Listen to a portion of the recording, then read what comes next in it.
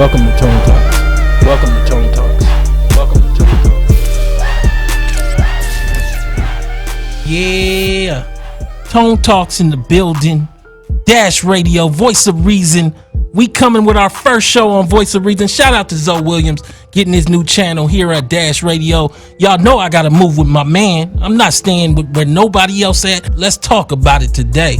Look, we got 400 in the box already. When I say the box, I'm talking about YouTube. We're going to have thousands on YouTube, and we got millions listening on Voice of Reason on Dash Radio. I want to have a discussion because I want everybody to get involved. Please use the super chat and support my channel. We talking today. Next week, I'm having a 3-part special. It's supposed to be 2, but I'm going to make it 3. Next week, I hope to have Byron on. I'm trying to get billionaire Byron to come on, give his piece, his story on everything. Y'all seen what happened this week. LA Urban League done went rogue.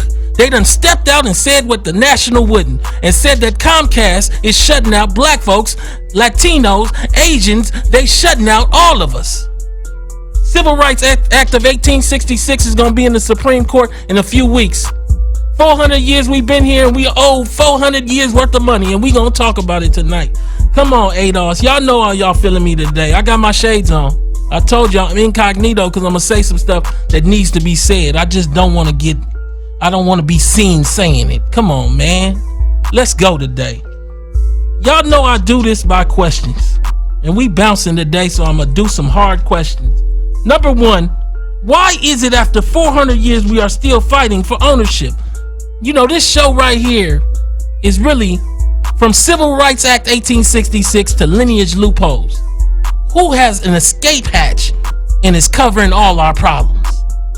We talking because I'm gonna frame it, and then I'm gonna come down to all this mixed dish. You know, the show Mixed Dish is coming out. How is that a problem when we trying to do civil rights movement work? We talking about the reality of being a black immigrant and what that means. I seen an article in CNBC. Little girl said she paid off $100,000 by 27. She didn't tell y'all whether her family is Dahlia or Ohu. For those people that need to know what Dahlia and Ohu are, go look up the New Yorker magazine. Slave owner or slave, trader or slave.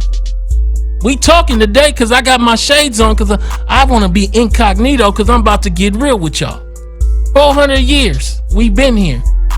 Don't own hardly nothing. 3% of the wealth, they got $100 trillion. White folks, we got 3 trillion. But the top 10% is hoarding it all. The top 10% of black folks is hoarding it all. Then they come out and they want to sell blackness to everybody else and say that they gonna speak for black folks, but then when it's time to speak for black folks, they want to go back and do Mixed Dish, the TV show. Let's talk tonight. Tone got his shades on. Tone Talks in the building. Go to YouTube. Please share this. We're going to have the discussion. I think we got about almost 700 people already in the box on YouTube. We got millions listening on Dash Radio, Voice of Reason. Shout out again to Zoe Williams. Salute, bro. So congratulations on your new channel. You know I'm moving hard with you. So I did the first question. Why is it after 400 years we still fighting for ownership? But I can't frame that without telling y'all there's 3 articles. I need y'all to pick up 3 articles. That's it. And share that with your family. I don't care if you got to sit them down in a room and read them to your family. Number 1 is this article I'm going to go over called Wake Up. Wake Up. Donald Trump's DOJ and Comcast are dismantling black people's civil rights. Come on. Number 2 is Byron Allen did an op-ed and got it in Deadline. He put it in Deadline for a reason because that's how you get to all of Hollywood. And what he talked about is the oppression of Comcast, of DOJ, Donald Trump, and how Urban League and the NAACP are going right along with it. And the 3rd is LA Urban League done went rogue, y'all. They put out a press release yesterday and basically said, we stand against Comcast. We still waiting for National to do a brief or sign a brief. We don't even just sign a brief. We waiting for the NAACP. They say that they still evaluating. They monitoring the situation. Understand the case is in the Supreme Court on November 13th, and they monitoring the situation. The case involves taking away our civil rights. The first Civil Rights Act. The first one, Civil Rights Act of 1866, which guarantees non-whites the right to do contracting, meant for the descendants of slavery. And the NAACP said they monitoring. Let's talk about it. I like that. Byron's case has prompted me to read Reconstruction, the book Reconstruction. Shout out to that sister in the chat. We having this discussion because people need to have this discussion. For too long, black folks have been locked out, locked under. We gonna breathe today. ADOS is gonna open the way. Number two, does the wealth gap between blacks and whites within race help explain the gap in ownership within race? I'm gonna show y'all and explain it to y'all. The final version is gonna have the actual imagery so I can explain it to y'all what's going on. We got lineage loopholes. I'm gonna break it down for y'all. We got a lot of lineage loopholes. People are out here playing games. They ain't living at ADOS cost, but they keep on saying we. We. Number three, why does the within race wealth stratification show how capital has created a patch for race? They got like a little patch. You put it on like that nicotine patch, and you ain't got to worry about systemic racism. But the rest of us do. We talking because it's time to talk. It's time to have the discussion. Let's go right back up to the top. David Cohen. This is an executive that's been at the helm of this, basically pushing a whole narrative that everything's all right, that black folks is doing okay. Now for me, I can't help but start to ask the question, are we doing all right? The CEO of Comcast, Brian Roberts, stands right next to David Cohen. David Cohen's on the board for the Urban League. But understand why he gives the Urban League peanuts. He tries to take away the Civil Rights Act of 1866. He tries to rise it to such a standard that we can't never use it. Now, some of y'all might feel this is a little redundant, but sometimes you got to be a little redundant when we looking at the end of the road. I'm talking to you today because I need you to understand that Trump's DOJ has sided with Brian Roberts and David Cohen in the efforts to dwindle at and attack and take away our civil rights Act of 1866. See, in December, I believe, of 65, we were made free. By no coincidence, by the end of December of 66, we have the Civil Rights Act of 1866, meant to make us American. Now, I believe that was supposed to be coupled with reparations. So you didn't give us reparations, and now you want to take away the Civil Rights Act of 1866. I'm talking to you today because I think for a lot of us, that's hard for us to digest. It is hard for us to digest that black folks are locked out, locked under. We've been led astray. We don't understand why the black celebrities ain't said nothing. Why they so quiet? They didn't say nothing about reparations. They didn't say nothing about reparations. They was just as quiet about reparations. For a lot of us, for too many of us, what we understand is that what we need to understand is it's our moment, our time to get real, to get honest, and stop looking around and start looking at ourselves. We need to start looking in the mirror. We need to start asking the question, what you gonna do to make us whole? Cut the check. We not talking about HR 40. We talking about Civil Rights Act of 1866. You don't want to cut no checks? You said that reparations gonna be programs, Miss Sheila Jackson? We don't want no programs. Now you can put that with our check, but we don't want no programs without our check. We saying that right now. It's trillions of dollars. So when I look at this Civil Rights Act of 1866, what I start to know is that we can't help but understand this without looking at this article. Wake up, Donald Trump's DOJ and Comcast are dismantling black people's civil rights. See, again, Dash Radio, Voice of Reason, if you want to hear this on Dash Radio. But I'm saying to you, this article is called Wake Up, Donald Trump's DOJ and Comcast are dismantling black people's civil rights. It's a powerful article because I feel what it does is it challenges everybody. It challenges everybody to start looking at what does this mean historically. Let me read a section to you because I can't do this justice. It was written by Wallace Ford, an associate professor in the Department of Public Administration. The current litigation brought by Entertainment Studios, that's Byron Studios, against Comcast Universal is another stark illustration of this aspect of Black David. Come on. Brother said, Black David fighting two-headed telecom Goliath. That's Charter and Comcast. And you might as well call them three-headed because the DOJ is right next to them. Wrote an amicus brief in support of Comcast in the Supreme Court. First time possibly ever that the Solicitor General has stood up against civil rights in the Supreme Court. Possibly ever.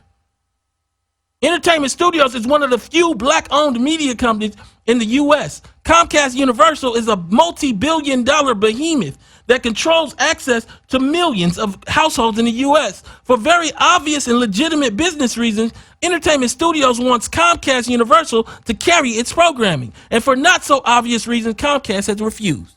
Now, we know when we look at the stories of everything from what Yvette Carnell of Breaking Brown covered with the chicken farmers, to the realities of how black folks are continuously locked out, we can look at the report me and Darity did together that showed that nearly 90% of black businesses don't have one employee. 90% of black businesses have no employees other than the person. 95% of black female businesses, no employees. So when they lock us out, we can't even raise up other black folks because they locked us out of the conduit of money. You talk about this, it ain't been in the Post. It ain't been in the Washington Post. It ain't been in the New York Times, y'all. It ain't been nowhere, but it's in the Supreme Court. Possibly, and understand this, Byron Allen might be the wealthiest black man, among the wealthiest at least, but possibly wealthiest now with the recent acquisitions in the history of America. He's bringing a lawsuit. Against Comcast for $20 billion that's in the Supreme Court on the 400th anniversary. And it's about the Civil Rights Act of 1866, and nobody wrote about it? We gonna talk about Popeye's chicken? We gonna talk about Jay-Z and the NFL partnership? None of that matters. This is the most important law in the last 25 to 30 years, possibly economically 100 years. 100 years. And nobody wrote about it. It wasn't till Tone Talks, ADOS, Breaking Brown. It wasn't till we started going from whispers to hollers to screams that the LA Urban League said that I'm going rogue. I can't wait for Mark Morial. Too much of his money is tied up with Comcast. I want to see this to you because everybody's saying, how to get there first. It came first through Tone Talks. Tell Roland that. Now, I don't mind you covering it because I want the brother to cover it. But cover it right. Watch my show because you might cover it wrong. I'm telling you what you need to look at. You ain't got to reinvent the wheel. You ain't got to be original. Ain't nothing original about it. The reality is, on the issue of business ownership, this is the article again. The Civil Rights Act of 1866 explicitly called for the protection of black business owners from racial discrimination in their entrepreneurial pursuits. Woo! The end of Reconstruction sent this particular law into the shadows, but it has remained the law of the land for 153 years and still the law today. Byron already won in the Ninth Circuit. They not here to hear his case. They just hearing one part that doesn't involve his entire case.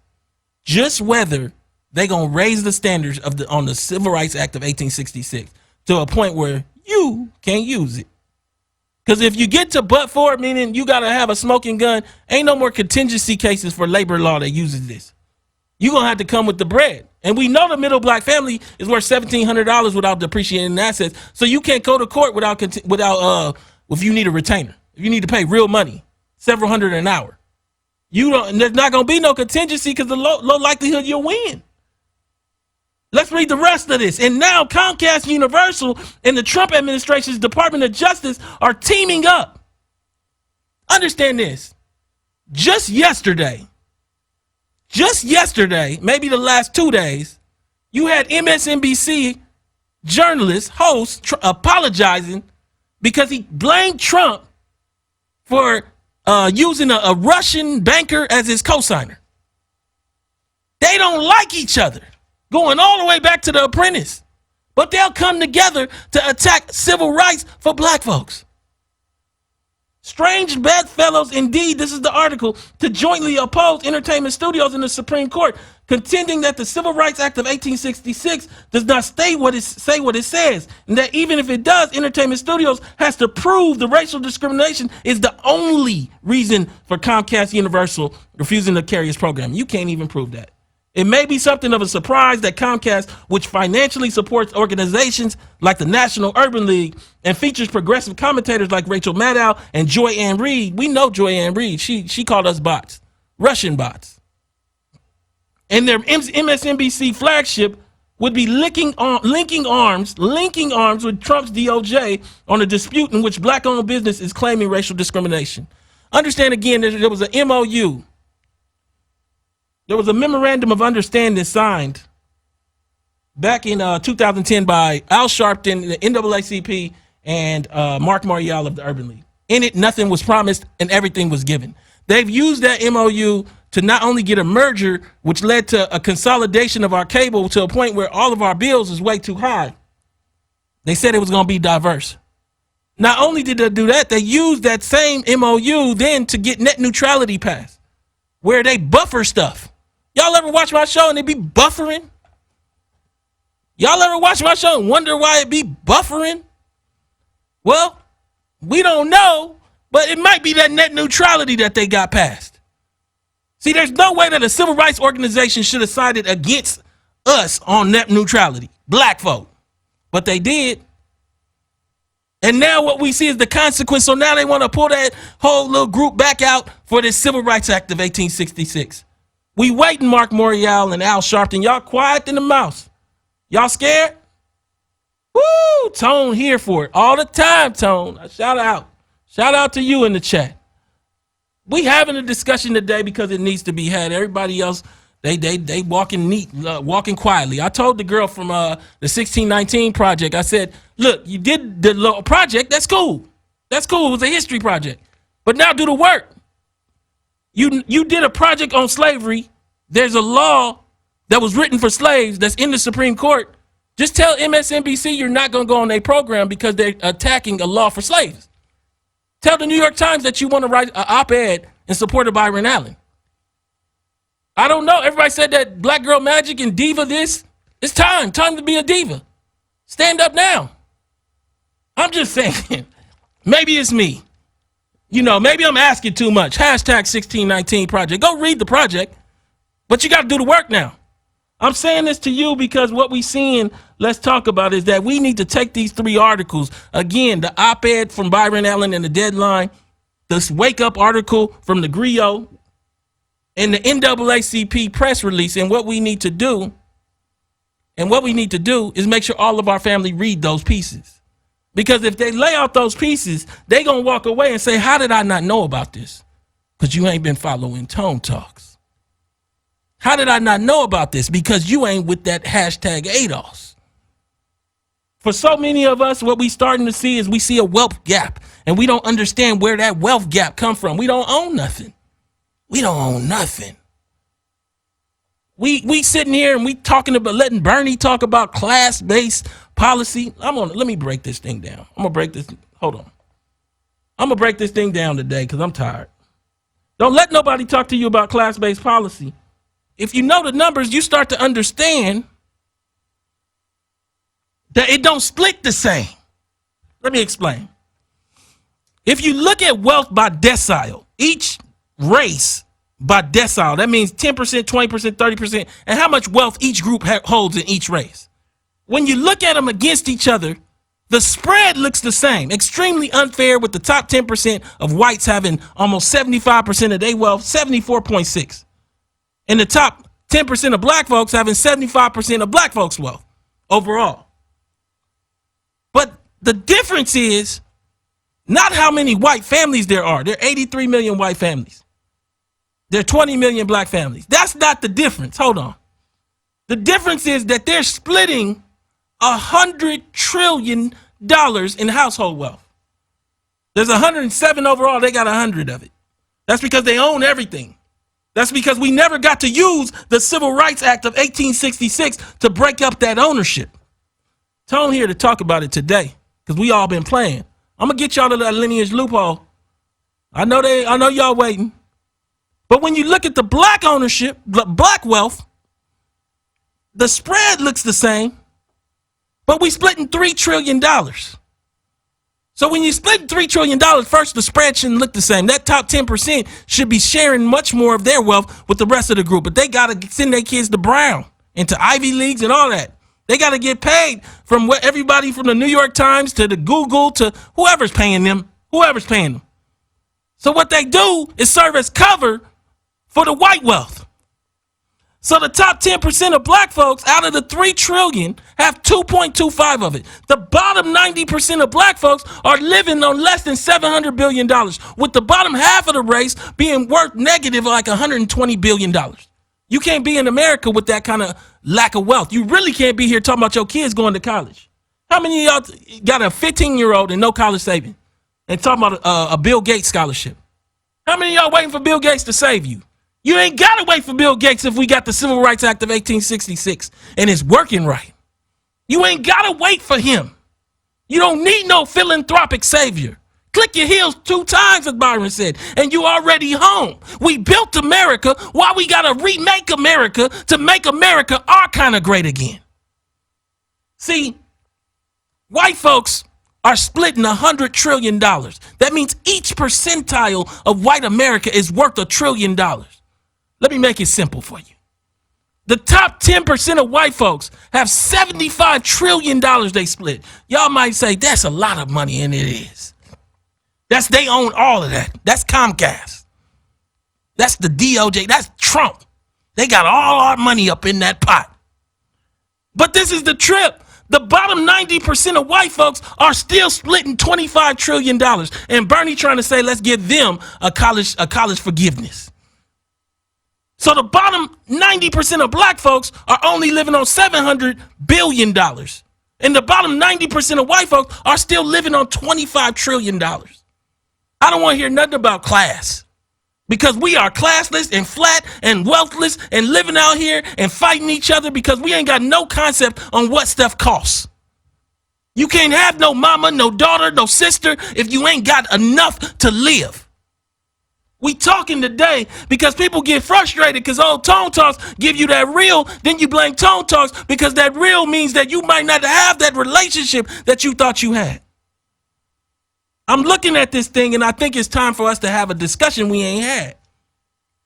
Because on November 13th, they talking and they got a conservative lean and they trying to take away your rights. And because if they take away your rights, I don't know what's going to happen to your grandbabies.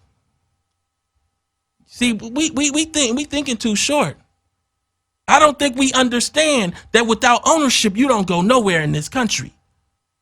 See, within race, our wealth is so stratified that the top little group has hoarded everything. See, my third question is the key. I want to explain it to y'all today because I realize that sometimes my mind and moves a lot different than everybody else's. And I'm not saying it because y'all not geniuses in your own way, but I'm saying on this stuff, I connect things. So I want to connect things for you today. See, what's happening right now is that there's a patch, a little nicotine patch that capital is putting on the arm of America. And they looking for people who got lineage loopholes. Why does the within race wealth stratification show how capital has created a patch for race? I just want to talk about 3 of them. Can I talk about 3 of them with you? I'm going to talk about the biracials. And particularly, I'm talking about somebody with a black mother or a black father and a white mother or a white father. Then I want to talk to you about the new immigrants, particularly new immigrants from the West African nations, but Caribbeans as well. And then the last thing are the people who are the Boule ADOS hooked. See, part of what's happening is this whole narrative, is this whole storyline where people are basically using us, using our narratives to get in the door, and they're not speaking up for the rest of us. See, there's an article that came out just recently from a young woman. It was a young woman working with Google who basically said Google looks for the whitest black person. Understand that Google looks for the whitest black person. Because you know what's going to happen when good old Tone gets to Google? Y'all already seen, I'll be done ADOS Google up. Google will have all kind of issues with me. They be frustrated with me. See, a black Google engineer spills the tea on Silicon Valley hiring practices. Say that tech giants only pick the whitest black candidates. It's not my words. It's this young lady. And you can go look her up, Bria Sullivan. She worked there. See, I'm going to tell you I seen it at UCLA. So I ain't surprised. See, what's happening, let me explain to you. What happened was that America lived on the one drop rule for a very long time. It was awful that one drop made you somehow almost like poisoned in a way. Let's put it bluntly. One drop of blackness. What we transitioned in a way to is an economic kind of model post 70s, where we gon' stay away from black folks through the money. We like some of y'all if you can get enough money or entertain or do something. But this is the thing. Hold on. If you're biracial, what ends up happening, whether you're Tracy Silverstein or Jordan Peele or any of the other people, or Obama, your white parent is able to give you the inheritance, the access to white community, the access to the New Deal, the access to black oppression through white family that you inherit all down the line. But you can go into the company and say, I represent black ascension. Let's talk. I represent the progress. Me. Y'all ain't got to fix nothing with no reparations. I bet you don't need reparations if basically your white line, as Obama did, left you $500,000. I'm talking today. Tone is talking. See, me, I come from, let me talk to you today. My mama's from Mississippi. You can go check it out. Brooksville. My pops is from Alabama. Had me at 16. Neither one of them knew they pops. I'm talking ADOS right now, locked in. Tracy Ellis Ross for TV. Her dad was Jewish in the schmuck business in the 70s. Go read Gladwell's book and see what that means in terms of your relationships. But then when it's time to get the Emmy, I do this because I'm the first black. But when it's time to stand up with Byron, you got the show Mixed Dish on. You ain't got time to talk about it. But you want to take all the credit. See, that's what's going on. Jordan Peele didn't, to my knowledge, didn't even know his black pops. But he had Howard trying to sell this Us movie. Grew up and went to a $40,000 Manhattan school. $40,000 Manhattan school. Do you understand the cost of this ADOS? Let's talk. Because what I'm seeing is they want to do a blackish show, then they want to do a mixed-ish show, but they don't want to do an ADOS show. They don't want to talk about us today. Part of what I'm seeing is it's time to talk about that reality, because people will say, you're policing blackness. But they forget that I just gave you the data. Let me explain. Let's close the doors, because I don't do with no some or most or all. I just deal with data. What happens if you have a white parent is you throw your dice into the 100 trillion. Let me say it again and explain it to you real slowly. If you black, if you ADOS, both your parents are diced into the 3 trillion. Particularly if you just a normal ADOS, not boule, your group, you basically are rolling dice into two parents that are in the 700 billion block. If you have one white parent, you roll into the $100 trillion possibility tree.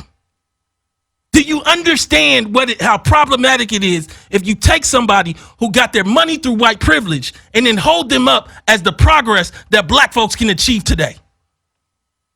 Y'all ain't ready for me because I'm not talking in games where you say black policing. I'm talking in real informational data. If you inherited through a white mama or a white daddy, good for you. If you inherited $500,000 like Barack Obama, good for you. But what you don't represent is the possibility of black folks that have been locked out of the Civil Rights Act of 1866. They're not ready to talk to me today.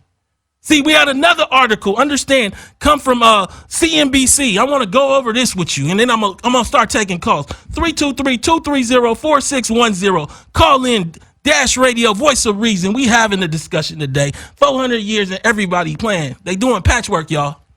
They doing patchwork. This girl, this young girl, and everybody said she was Nigerian, did this article, and she looked like a regular sister from Mississippi or Louisiana, but her name is Bola Sukumbi. And she said, I saved over $100,000 in just 3 years by the time I was 27. CNBC put her on the cover of this article, and it was on the cover of their website. But I don't know if they do that if she's just Chinese and she came in the 80s. See, this is supposed to represent ADOS people. See, that's the con because of her look. It's supposed to represent that we can do that. But when you read the article, her mama was able was a professional and was basically able to give her $35,000 a year towards college. And people will say that ADOS can do that too. And I'll say to you, to get in the top 10% of ADOS, all you got to have is like 140 in worth. 5%, top 5% is 350. We only got 340,000 families worth $1 million or more, according to the newest Federal Reserve data. If y'all want to talk, we can talk. Let me read a little of this craziness. Early in my career, when I was 27, I reached a huge milestone. I had amassed a little more than $100,000 in savings, and I did it in 3 years. Saving that much money was no walk in the park. But I was lucky to have the support of my mother, who worked tirelessly to help pay all 4 years of my private college tuition, which was about $35,000 a year. See, she just telling us about that gift. She ain't telling us about moving home, about the first car, about the fact that she didn't probably have to work while she was in high school, about the classes that she didn't have to pay for to get into college, the prep classes. All of this is games, because then you go into the article and she starts talking about keeping your expenses low, packing a lunch, cutting cable. That ain't how you did it, sweetheart. You did it because your mama gave it to you. Let's talk today. Caller, what's your name? Where you calling from? Hey, what's up? What's up, so this is Jarvis. I'm calling from Georgia. What up, Jay? Give me your take. What's up? What's up? I was calling in, so I didn't get to hear what you said. Look, I'm talking about this young lady. Say she's a Nigerian woman. We ain't established whether she Dahlia or Ohu. Dahlia was the freeborn slave trader. You can read the article, New Yorker. I'm not coming up with no xenophobia. This is an article in the New Yorker where a Nigerian woman said there's basically 3 levels, but to be simple, there's the Dahlia, the freeborn, and then the Ohu, which are the slaves. And we ain't established what group she from. But she on the cover of CNBC because she's supposed to reflect ADOS. But I wanted to talk because what I'm seeing is that we see this lineage loophole where people are having an experience outside of ADOS. Then because of their look, they're reflecting like this progress that people who have full ADOS costs aren't able to achieve. Talk to me today. Give it to me. What I've been calling these people, I call them lineage snatchers. See, they bringing all these people in trying to represent us to hide the fact that we really been slaves in America for 400 years. And instead of America addressing this problem with us with reparations and with true restorative justice, they rather bury it under other people that look like us that not really from our lineage. Come on. You see, America has gotten so used of building its capital off the oppression of ADOS that we bringing it to them so hard they don't got no exit strategy. They don't know how to not stop oppressing us to build the wealth of the country. Yeah, a lot of people are in the black male failure business. That's called incarceration. That's all it is. It ain't really incarceration because they imprison black male too high. Exactly, and what's going on is what I like to call human socially engineered slavery. This human socially engineered oppression. Listen to this. Listen to this. This is the same article. Most of my friends couldn't wait to move out and get their own places after college, but I decided to live at home with my parents for 6 months. She ain't had to pay no rent. That's how you say that. They just gifted you the money, lady. What are you talking about? Well, I worked for it. No, you didn't live an adult life. You lived almost like a teen life and then went to work like an adult and then stacked the money. And then we're not even adding in what little scholarships and other stuff that you took, Jackie Robinson stuff that was meant for an ADOS person that don't have your mama because we were locked out of opportunity. See, the Civil Rights Act of 1866 is supposed to clean all that up when coupled with reparations. See, if we get reparations and we ain't got our Civil Rights Act of 1866, they could just take all our money. We got to start getting real. Caller, any last thing? I want to take the next caller, give everybody a chance to get in here. I just want to say right now it's just very vital, and we just all really need to get on code, because, like, again, the time is now more than ever. We have to all be on one mind and one accord, because reparations is the only thing that can fix what's going on right now. Thanks, man. Caller, what's your name? Where you calling from?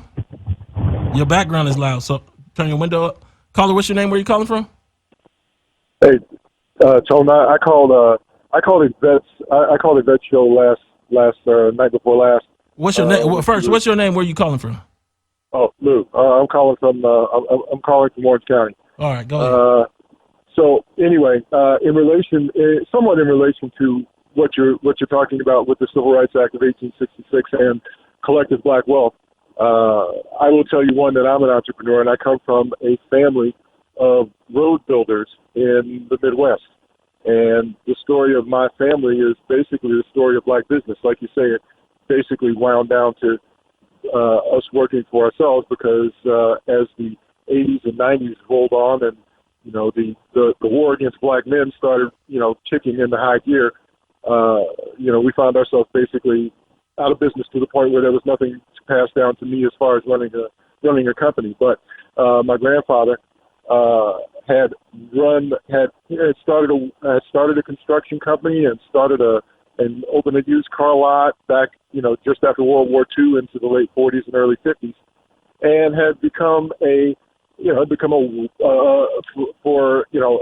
very successful black entrepreneur during those times.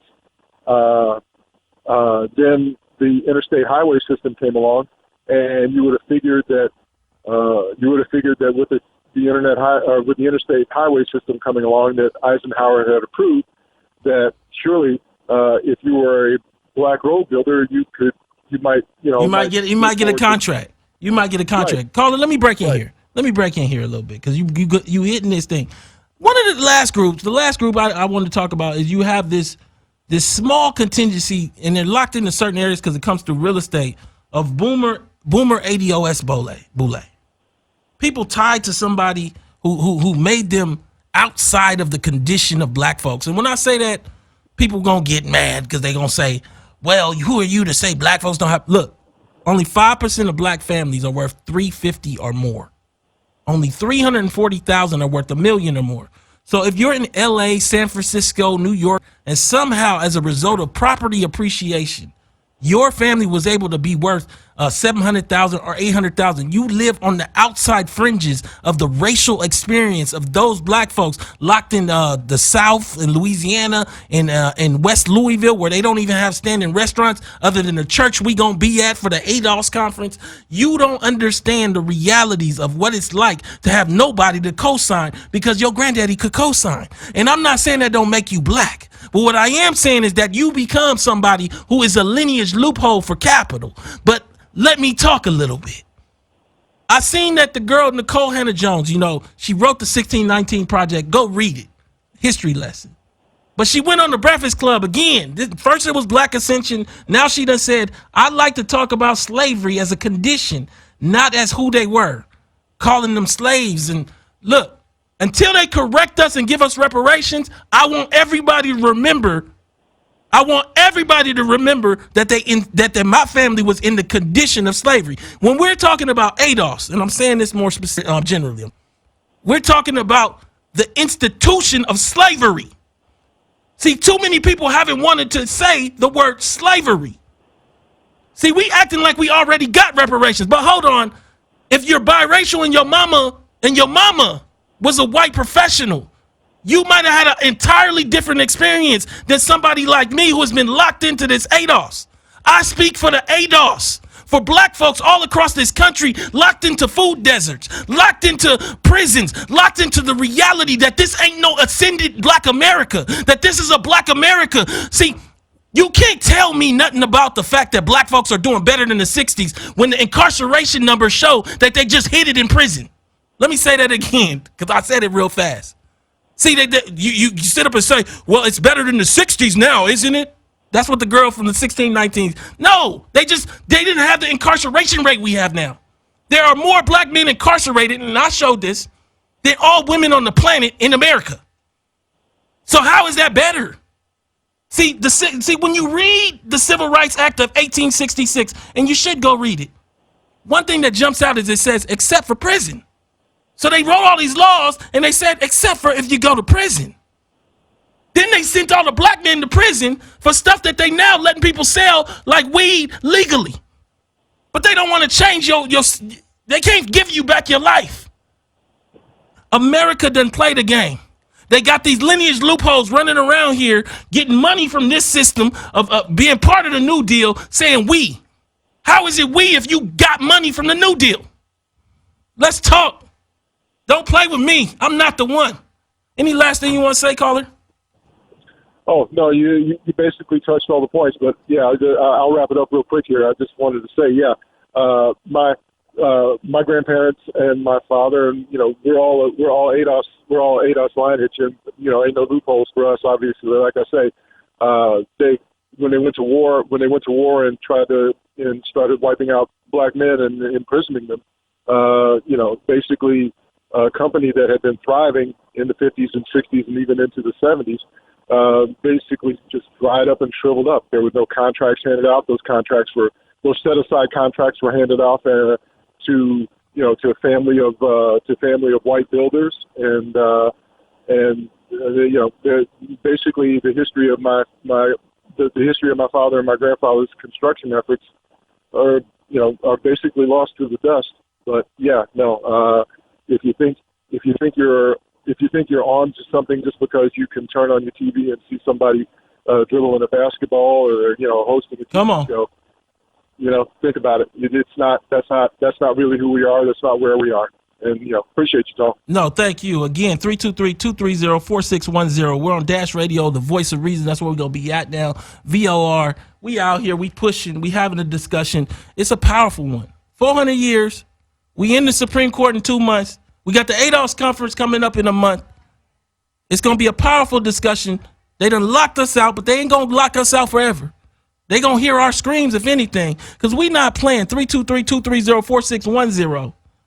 I really think that when I say this, I want you to understand again, I still think we're just as American as anyone. And I'm not saying that you can't date somebody interracially. What I am saying is that you don't get to then usurp or step over or step by the very struggles of people who actually are dealing with a full-on brunt cost of being ADOS with no escape valve, no inheritance coming, no privilege factor, no tie-in to the $100 trillion of wealth that white folks have. The New Deal that comes through great-grandparents that were able to lock out black people. Tell your truth. Caller, what's your name? Where are you calling from? Hello? Phone talks. What's up? Yeah, you got talking to the phone. Sounds like a speakerphone. Caller, what's your name? Where are you calling from? My name is Charles. I'm calling from Tacoma, Washington. What up, man? Give me your take. So, I used to work for this telecommunications company doing fiber optics, and what I noticed is, well, a little bit of the backstory. I got hired onto the company. Pretty much they needed minorities get grants for companies that they work for. So pretty much I got hired on, like a week later I got fired, but they still hold the grant that I had got from being employed for their company. And then, just something else touching on real quick, I'm not going to be long, is that I live in Washington, and out here it's like an epidemic of black people being pushed out of their homes, out of their neighborhoods that we've been in for years. My family's been in the Midwest, or Northwest, my bad, for over 100 years, and we still have nothing. Man, you just called in and dropped the bomb, caller. I'm going to take another call and keep this running. Thank you. Ooh, caller, what's your name? Where are you calling from? Your background. My name is Jessica. Turn your background down a little bit for me, Jess. Caller, what's your name? Where are you calling from? My name is from Colorado. Okay. Oh, Jessica. Woo-wee. So Jessica, look. I'm trying to get the Mevo back running, and it's an interesting moment because I think for a lot of people, what's happening out here is that we not getting real about what's going on, and for a lot of people, they being shut out of opportunity, shut out of access, and I don't understand how we don't see it. What's your thoughts, Jessica? I mean, Tone, you really opened my eyes, and it is such an honor and a privilege to be talking to you. I'm a first-generation college student. I'm ADOS to the core, both sides of my family, from Texas. And I was the first person in my family, to get a college degree. And throughout college, I dated somebody from Sierra Leone. And just to see the dynamic, he was brought to this country from his uncle, who was the dean of the economics department in our college. And because of that connection, he got to study business at our particular university for free. He got some type of hookup with his uncle and basically walked out of college with no debt. And here I am. My ancestors go back generations, and I had nearly six-figure debt coming out of that school. And so, I mean, to date this person, to bring him into my home, to kind of sense the judgment that I felt, not only from him but from his family, looking down on us. And it was just such a disconnect, but I still kind of rocked with it because I felt like they're black, I'm black. But you really opened my eyes to see that, I mean, it is unfortunately a caste system in this nation, and many, Africans do feel like they are the higher caste in our country. And so I really appreciate you, brother, just for pushing this thing forward and just opening so many black people's eyes. Yeah, man. Yeah. Let me say this. I respect what you call, because I look at what that CNBC, I don't even understand why they published that article. That article basically said your mama and your parents gave you some stuff. Like, I have no idea why that matters. If you moved home and stacked on $57,000 in salary, and we don't know if you worked at the company because of some minority program meant for ADOS. Let's talk. And then that's supposed to mean something to us. For too many of us, I think we celebrate people because they brown. No, this is a lineage reality. Or we celebrate people without knowing their story. Understand, I'm not policing blackness. I'm just saying, tell us your story. Whoever you are, tell us your story. If you grew up just with your white mama somewhere really white, you need to tell everybody and stop saying we about everything that we go through in South Central, in Atlanta, in Louisiana, because you didn't go through that. And I think for a lot of us, we don't understand how common that is as you start getting into the elite professions. How white America, white capital, seeks out people like Obama. Because that, at the end of the day, I mean, if your mama white, you grew up in Hawaii with a white grandparents, how hard is it to be around Obama if you're a white person? Right? Absolutely. Man. Absolutely. Yeah, I'm on fire today. Again, you can go to Dash Radio, Voice of Reason. I'm gonna put this up after the show with the full sound. Thank you so much. I think we're having a little something. I don't know if they messing with my connection. I don't know what they got going on, but we doing it today regardless. We don't care. Look, I got a question for you though. Go ahead, give it to me. My question is, I mean, I feel like you as an attorney, you have you have created such a strong case for ADOS people. Like, I just respect the logic and the mind behind this push. My concern is we do live in a nation of white supremacy, and I feel like this nation would almost want to collapse its economic, edifice structure before it gives us justice. What's your response to that? If the slave thought that way, we'd still be in chains. The reality is this nation never wanted to concede anything. But the reality is that doesn't keep you from demanding what you're owed. Now, you might not get there. You might not see it. You might not even achieve it, but you still owed it. If I steal your couch today and I'm bigger and stronger than you and I got your couch, that don't mean that you don't still come for your couch. Now, I think that even trivializes it, but I'm trying to give some context. Because I think what we say is, well, I can't get the couch back, so I'm just going to sit on the floor. You can't sit on the floor forever. You better go get your couch. That's just the way I see it. Absolutely. Well, God bless you, brother. Thank you so much. Thank you. Woo, we on fire today. Tone Talks in the building. I'm back on YouTube. I think they have frozen my stuff up. Dash Radio, Voice of Reason, first show. We're going to have Byron Allen next week. Oh, for a lot of us, I think this is a hard show to deal with. We got lineage loopholes out here. We got a lot of people doing patchwork for white capital. Am I saying I don't want to see a black person achieve something? No, I'm not saying that. What I am saying is it has to be lineage based. It has to be the actual correction. I want you to go into Compton and make a young kid that's in Compton with a single mama get to Google. I don't want you to go to the same school and find a kid who actually might as well be just a white kid. And basically because they brown, who is, whether they're West African or biracial or whatever, had every privilege of the white kids, take them, run them to Google so you don't have to fix the kid in Compton. That's what I'm saying to you. I'm saying that 90% of black America is living on $700 billion of wealth, with the bottom half having a negative wealth value when you add them together, and they still got dreams. And I'm saying to you, you can't carve off from the top 3 to 5% of black folks. When you look at the LA color of wealth, you see it. You see that the middle Nigerian family is worth $160,000 and $80,000 hard, while the middle ADOS family is worth $200 liquid. When you look all across America, you see it. When you got a white parent, you're rolling your dice into the $100 trillion magic pot. But when you're black, you're rolling your dice into probably the bottom 90% pot that don't have nothing in it. You got 2 dice and they both in that pot. Nothing in it. I'm talking because I talk numbers. I don't know what everybody else do. I'm saying this to you today because the Civil Rights Act of 1866 is on the books. It's in the Supreme Court. I think that what you guys got to do is look towards boycotting Comcast. You got to keep pushing the Urban League and the NAACP. You got to read those 3 articles and share those articles. But what mostly you got to do is stop saying what we can't do and start believing in what we can. This is Tone Talks.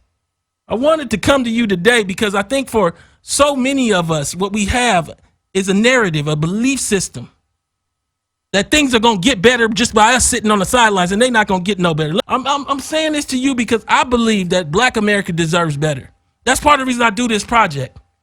I want to see if black folks can push forward, can demand more, can achieve more. I want to see if ADOS can understand the difference between lineage and color. I want to see the America that Dr. King thought that could happen, but that got killed too early to make it happen. I'm here today because I think that what is happening with Comcast, what's happening with the Urban League, what's happening with DOJ, what's happening with Lineage loopholes is all covering up a narrative of what I saw in Louisville that you're going to see when you get there. We've got 50,000 black folks with no restaurant. And when I say a restaurant, no McDonald's. And I'm not talking about whether McDonald's is healthy. I'm just saying they ain't got a standing restaurant for all them people because they saying them people ain't worth the restaurant. You got black people washing themselves on the side of the church because they ain't got no running water in their house. A lot of us got to understand that they trying to make us working homeless.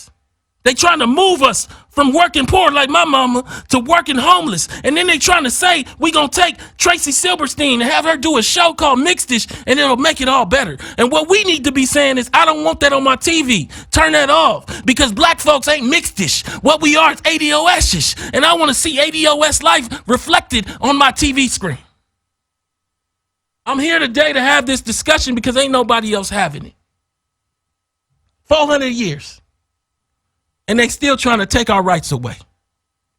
I'm pushing for ownership, and the reason why I want to bring Byron, if I can, next week, is because he might be, when you look at the assets, the 7 channels, the 7 channels with AT&T, the Weather Channel, which might be worth billions. When you look at all of the assets, the recent acquisition of Fox Sports West, this might be the wealthiest black man in the history of blackness.